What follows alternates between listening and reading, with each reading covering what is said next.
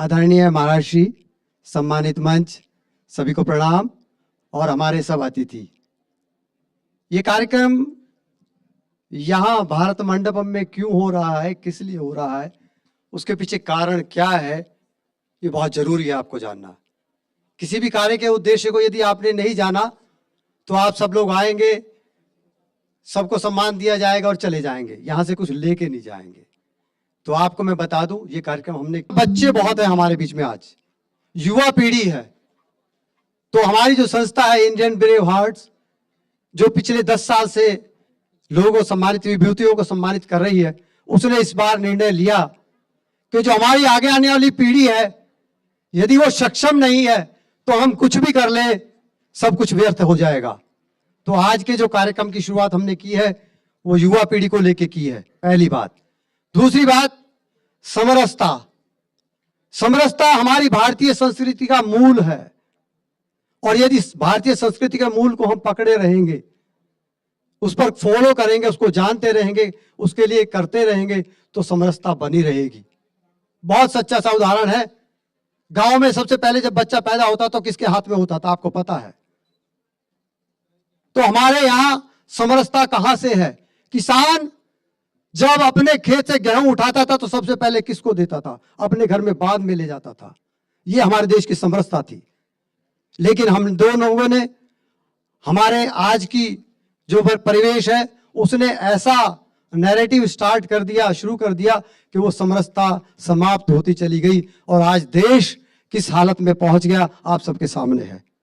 तो हमारी संस्था ने महर्षि के मार्गदर्शन में सबसे पहले निर्णय लिया कि हम उन मूल्यों को पुनः स्थापित करेंगे, और उसको स्थापित करने की जिम्मेदारी हमारी युवा पीढ़ी होगी। तो इसलिए सबसे पहले समरसता, और समरसता होगी तो सौहार्द अपने आप आ जाएगा। और ये दोनों चीजें तब खड़ी होंगी जब भारतीय संस्कृति पर हम चलेंगे, और भारतीय संस्कृति पर हम चलकर समरसता सौहार्द का कार्य करेंगे तो निश्चित रूप से भारत विश्व गुरु बनकर रहेगा। ये मैं आपको, ये संस्था का उद्देश्य है, ये संस्था का मूल उद्देश्य है इस कार्यक्रम को करने का।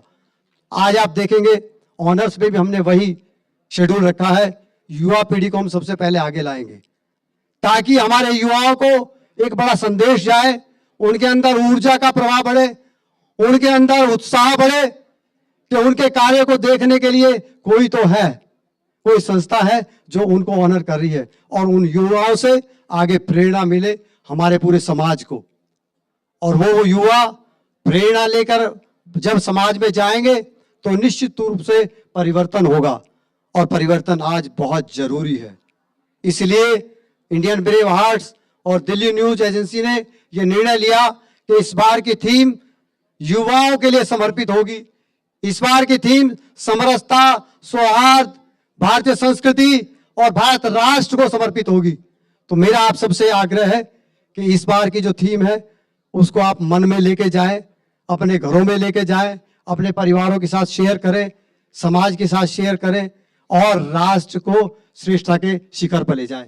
यही मेरा आप सबसे आग्रह है कि आज आप कुछ यहां से लेकर जरूर जाएं। धन्यवाद। आयाम है, उनको किस तरह से वो समाज में आगे बढ़ रहे हैं, और इस संस्थान के जरिए उनको रिकॉग्नाइज करने की कोशिश की जा रही है। तो मुझे लगता है कि एक बहुत अच्छी पहल है, और बीते कई वर्षों से इस संस्थान की तरफ से ऐसा किया जा रहा है।